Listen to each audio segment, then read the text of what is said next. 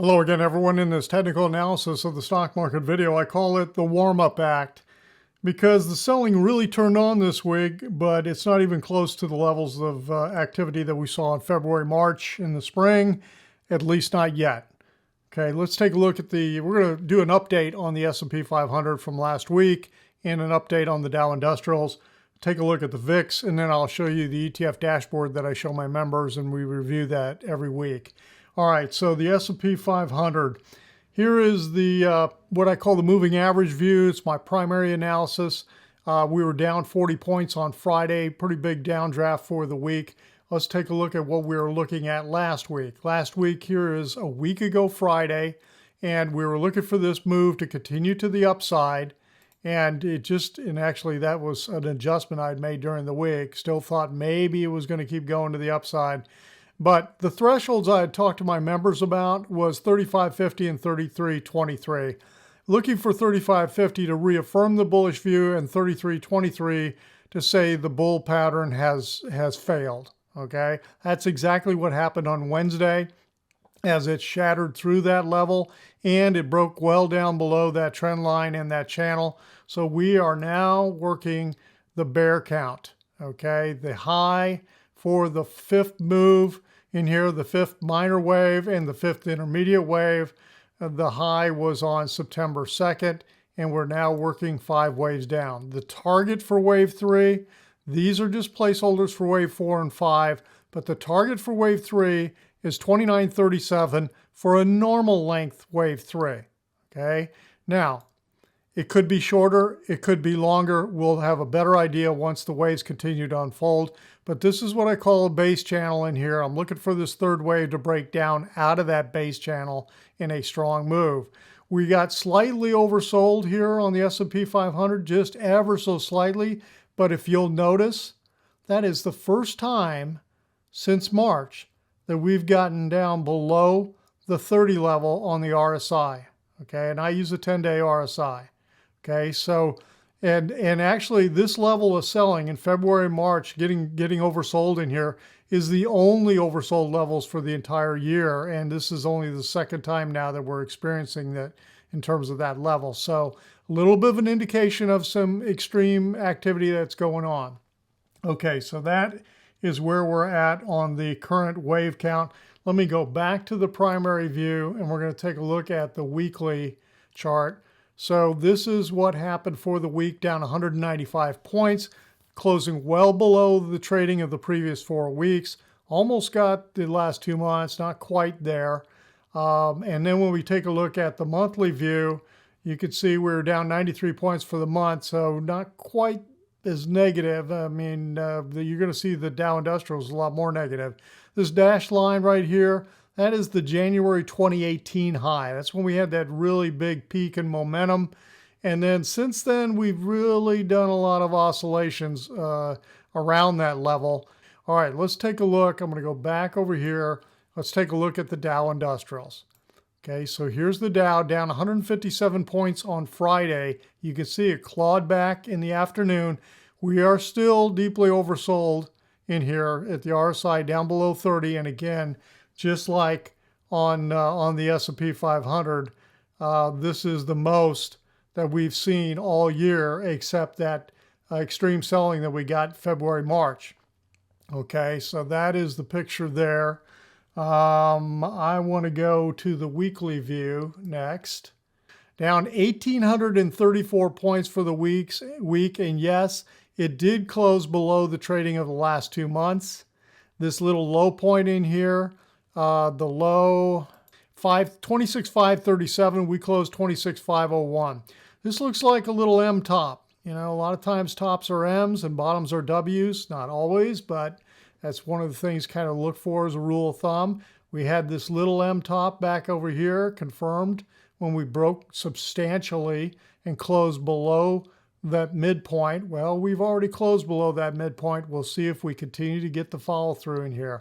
This fib level, 28,657, seems to be holding a strong resistance on the Dow Industrials. For the month, here's the picture. So here's that January 2018 close. We came down to it at the low for this month, and yes, we did close below the trading as I just showed you on the weekly, of the last 2 months. And here on the Dow Industrial is down 1,280 points for the month of October. Okay, so that's the picture there.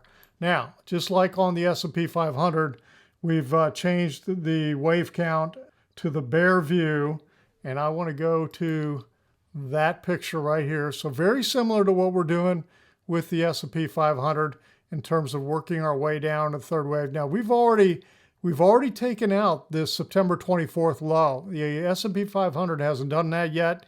We've already done that on the Dow. We're starting to break out of this base channel. I don't believe we have 3 waves complete in here, a third wave complete yet. This would be my target. Again, just like on the S&P, it could be a little shorter, it could be a little bit longer. Actually, let me take the semi-log off for this view. All right, here's the number, because I don't need that on for this short term of view. Okay, so this is the picture we've got. My target would be 24,650 on the Dow Industrials for a normal length wave 3. And then we'd have 4 and 5. And again, these are just placeholders out into the future. All right, let's take a look at the VIX. We got some interesting stuff going on with the VIX. And of course, the VIX is that fear indicator, right? Talk about volatility. We got the big breakout on Wednesday of this trend line. And we broke out of that. We were getting some pretty good consolidation down here. We broke out of the longer term trend line back in September. And I found that when I looked back at this, we had a very similar pattern back in the spring. Okay, so we had the first breakout that occurred in February. Actually, when was that? January? Yeah, late January into February. And it broke that trend line.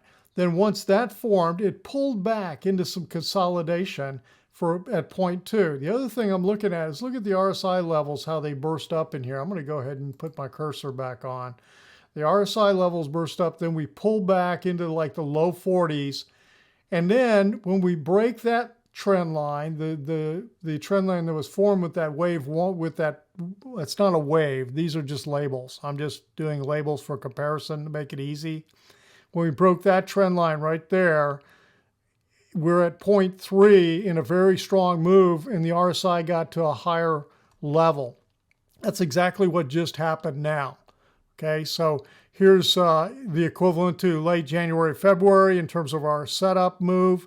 Then we get the pullback into consolidation, back into like the low 40s. Actually, we got to 40 on the RSI, consolidated, and now we're breaking out, and we've got to a higher RSI level. Very similar. It's not identical, but very similar. So it's going to be interesting to see, do we get the follow through to the upside in this move in terms of the explosion on the VIX. All right, now let's take a look at the ETF dashboard. A lot of damage was done this last week. And this is the dashboard for the week ending Friday, October 30th. And we're comparing this to the previous week. So here's the change for the week. Here's the change for the year. You can see for the week, there were no sectors. I've got 16 sectors here. You know, the standard, I think it's 11 that are in the S&P. And then we've got some subsectors in here like IBB and SMH, etc. Okay, so 16 sectors listed here. None were up. And look at how bad everything got hit this week. The leader to the downside was retail, and not a single one was positive. For the year, energy continues to be the weakest.